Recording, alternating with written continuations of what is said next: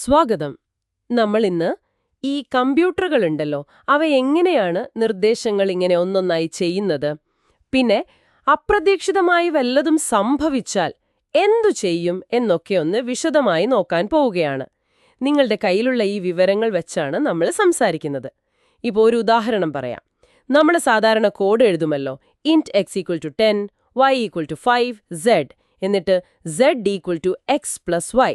ഇത് വളരെ സിമ്പിൾ ആണെന്ന് തോന്നും, പക്ഷെ കമ്പ്യൂട്ടറിനുള്ളിൽ എന്താണ് നടക്കുന്നത്, എങ്ങനെയാണത് പ്രവർത്തിക്കുന്നത്? അത് നല്ലൊരു പോയിന്റാണ്. നമ്മളിന്ന് പ്രധാനമായും നോക്കുന്നത് രണ്ട് കാര്യങ്ങളാണ്. ഒന്ന്, ഈ പറഞ്ഞ നിർദ്ദേശങ്ങൾ പ്രവർത്തിക്കുന്ന ഒരു അടിസ്ഥാന രീതിയുണ്ട്, ഫെച്ച്, ഡീകോഡ്, എക്സിക്യൂട്ട് സൈക്കിൾ, അതിനെപ്പറ്റി. പിന്നെ രണ്ടാമതായി, ഈ സൈക്കിളിങ്ങനെ നടന്നുകൊണ്ടിരിക്കുമ്പോൾ എന്തെങ്കിലും തടസ്സങ്ങൾ വന്നാൽ, അതായത് ഇന്ററപ്റ്റ്സ് വന്നാൽ സിസ്റ്റം എങ്ങനെ അതിനോട് പ്രതികരിക്കും എന്നതും. ശരി. അപ്പൊ നമുക്ക് ആദ്യം തുടങ്ങാം. ഈ പറഞ്ഞ ഇന്റ് x = 10, y = 5, z ഇത് വരുമ്പോ എന്താ സംഭവിക്കുന്നത്? ഈ ലളിതമായ കോഡ് എങ്ങനെ ഒരു പ്രവർത്തനമായി മാറും? അതെ, ആ നിർദ്ദേശം കാണുമ്പോൾ തന്നെ കമ്പ്യൂട്ടറിന്റെ പ്രധാന മെമ്മറിയില്ലേ, റാം, അവിടെ എക്സ്, വൈ, സെഡ് ഇങ്ങനെ പേരുള്ള 3 ഇൻറ്റിജർ ഡേറ്റ വെക്കാനുള്ള സ്ഥലങ്ങൾ റെഡിയാവും. ഓക്കേ. എക്സ് എന്ന സ്ഥലത്ത് 10 എന്ന വിലയിടും, വൈയിൽ 5 ഇടും, സെഡ് ആണെങ്കിൽ തൽക്കാലം ഒരു വിലയുണ്ടാവില്ല. ഇവയ്ക്കെല്ലാം മെമ്മറിയിൽ ഒരു അഡ്രസ്സും ഉണ്ടാവും കേട്ടോ. Okay, clear. അടുത്തതാണ് z = x+y. ഇവിടെയാണോ നമ്മുടെ CPU, അതായത് സെൻട്രൽ പ്രോസസ്സിംഗ് യൂണിറ്റിന്റെ റോൾ വരുന്നത്? അതെ, CPU ആണ് താരം. പക്ഷെ ഒരു പ്രശ്നമുണ്ട്. CPU-ന് ഈ ഇന്റ് x = 10 എന്നും പറഞ്ഞാൽ നേരിട്ട് മനസ്സിലാവില്ല. ശരിയാണ്. അപ്പോ അതിനു മുൻപ് വേറൊരാളുണ്ട്, കമ്പൈലർ. ഈ കമ്പൈലറാണ് നമ്മൾ എഴുതുന്ന ഈ ഹൈ ലെവൽ കോഡിനെ മെഷീൻ ലാംഗ്വേജ് ആക്കുന്നത്. മെഷീൻ ലാംഗ്വേജ് എന്ന് വെച്ചാൽ ബൈനറി കോഡുകളോ? അതെ, ബൈനറി കോഡുകൾ. അതിലെന്ത് ഓപ്പറേഷൻ ചെയ്യണം എന്നുള്ള കോഡുണ്ടാകും. പിന്നെ ഈ എക്സ്, വൈ ഒക്കെ എവിടെയാണിരിക്കുന്നത് എന്നുള്ള മെമ്മറി അഡ്രസ്സുകൾ, കിട്ടുന്ന ഉത്തരം എവിടെ വെക്കണം, സെഡിന്റെ അഡ്രസ് എന്നൊക്കെയുള്ള വിവരങ്ങൾ, അതൊക്കെ CPU-ന് മനസ്സിലാവുന്ന ഭാഷയിലാണ്.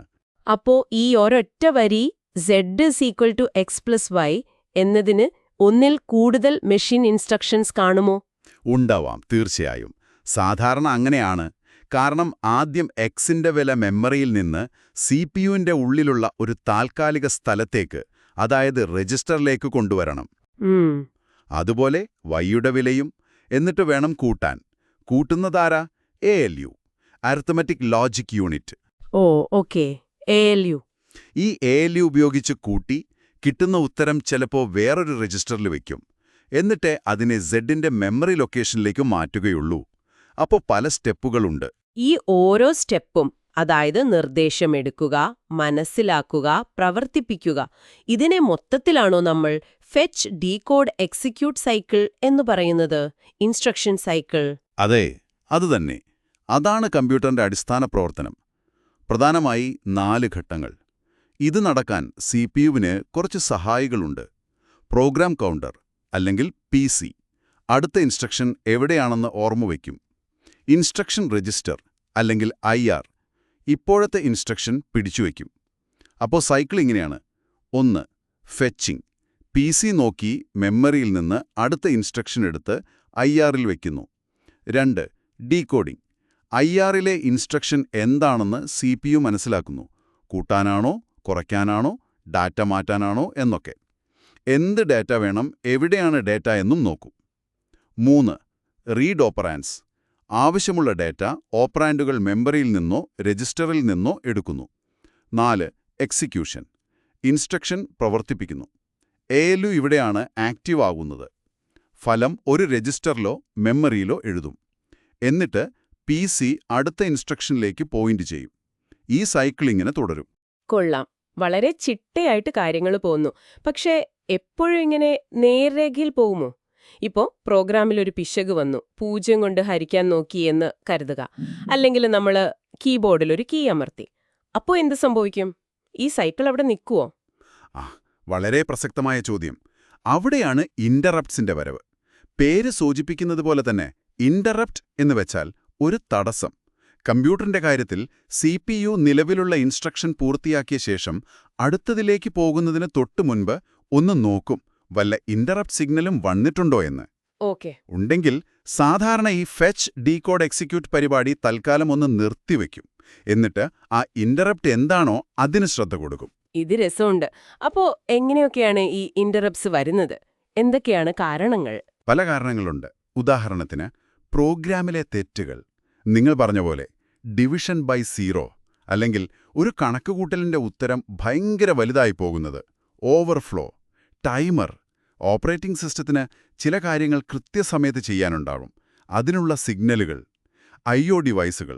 ഇതാണ് നമ്മൾ എപ്പോഴും കാണുന്നത്. കീബോർഡ് അമർത്തുമ്പോൾ, മൗസ് നീക്കുമ്പോൾ, പ്രിന്റിംഗ് കഴിയുമ്പോൾ, അല്ലെങ്കിൽ ഒരു ഹാർഡ് ഡിസ്കിൽ എന്തെങ്കിലും എറർ വരുമ്പോഴൊക്കെ ഇന്ററപ്റ്റ് വരും. ഹാർഡ്വെയർ പ്രശ്നങ്ങൾ, മെമ്മറിയിലൊരു പ്രശ്നം, അങ്ങനെയുള്ള കാര്യങ്ങൾ. നിങ്ങളൊന്ന് ആലോചിച്ച് നോക്കൂ.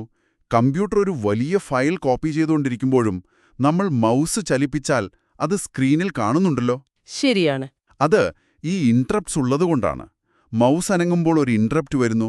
CPU കോപ്പി ചെയ്യുന്നത് ഒരു നിമിഷം നിർത്തി മൗസ് പോയിന്റർ നീക്കുന്നു, എന്നിട്ട് തിരിച്ചു കോപ്പിയിലേക്ക് പോകുന്നു. ഇതെല്ലാം വളരെ വേഗത്തിൽ നടക്കുന്നതുകൊണ്ട് നമ്മൾ അറിയുന്നില്ലെന്ന് മാത്രം. അപ്പോൾ ഒരു ഇന്ററപ്റ്റ് വന്നാല് CPU എന്താണ് കൃത്യമായി ചെയ്യുന്നത്? വെറുതെ വെക്കുവാണോ?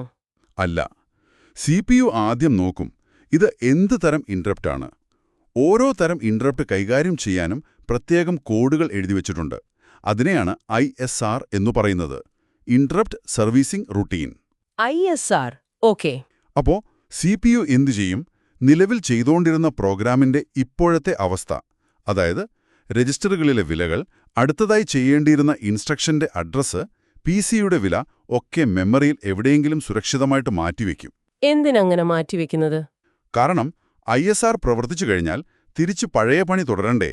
അപ്പോൾ എവിടെ നിർത്തിയോ അവിടെ നിന്ന് തന്നെ തുടങ്ങാൻ വേണ്ടിയാണ് ഈ സ്റ്റാറ്റസ് സേവ് ചെയ്യുന്നത്. മനസ്സിലായി.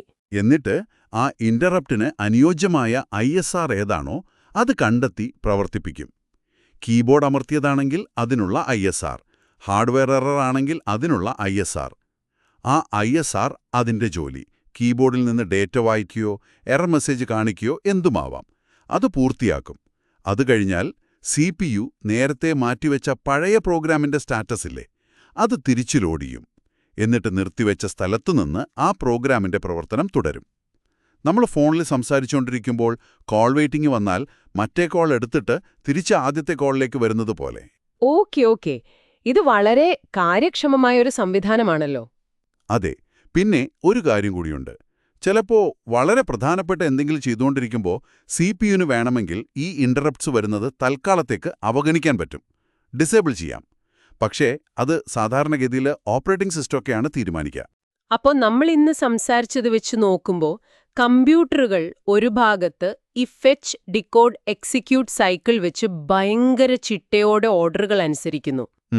അതേസമയം ഇന്ററപ്റ്റ്സ് എന്ന സംവിധാനം ഉപയോഗിച്ച് അപ്രതീക്ഷിതമായ എന്തിനേയും നേരിടാനും മറ്റ് ഡിവൈസുകളുമായി സംവദിക്കാനും തയ്യാറായി നിൽക്കുന്നു, അല്ലേ? ഇത് രണ്ടും ചേർന്നാണ് കമ്പ്യൂട്ടറിന്റെ പ്രവർത്തനത്തിന് ഒരു ചിട്ടയും അതേസമയം ഒരു വഴക്കവും കൊടുക്കുന്നത്. തീർച്ചയായും. ഈ അടിസ്ഥാന പ്രവർത്തന രീതിയും ഈ ഇന്ററപ്റ്റ് സംവിധാനവും ഇത് രണ്ടുമുള്ളതുകൊണ്ടാണ് നമ്മൾ കമ്പ്യൂട്ടറിൽ ചെയ്യുന്ന മിക്കവാറും എല്ലാ കാര്യങ്ങളും സാധ്യമാകുന്നത്. സിമ്പിൾ കാൽക്കുലേഷൻ മുതൽ നിങ്ങൾ ഒരേ സമയം പല ആപ്ലിക്കേഷൻസ് തുറന്നുവെച്ച് പ്രവർത്തിപ്പിക്കുന്ന മൾട്ടി ടാസ്കിംഗ് വരെ. ഇനി നിങ്ങൾക്കൊന്ന് ആലോചിക്കാൻ ഒരു കാര്യം തരാം. പലതരം ഇന്ററപ്റ്റ് ഉണ്ടെന്ന് പറഞ്ഞല്ലോ. അപ്പോൾ ഒരേ സമയം ഒന്നിൽ കൂടുതൽ ഇന്ററപ്റ്റ് വന്നാൽ എന്തു ചെയ്യും? ഏതിനായിരിക്കും CPU മുൻഗണന കൊടുക്കുക? എങ്ങനെയായിരിക്കും ഈ മുൻഗണന തീരുമാനിക്കുന്നത്? ഇതൊക്കെയാണ് ഈ സിസ്റ്റം എത്ര മനോഹരമായാണ് ഡിസൈൻ ചെയ്തിരിക്കുന്നതെന്ന് കാണിക്കുന്നത്. ഈ വിഷയത്തിലേക്ക് ഇത്രയും ആഴത്തിൽ നമ്മളോടൊപ്പം കൂടിയതിന് വളരെ നന്ദി. ഇത് ശരിക്കും കമ്പ്യൂട്ടറുകളുടെ ഉള്ളറകളിലേക്കുള്ള ഒരു യാത്ര തന്നെയായിരുന്നു.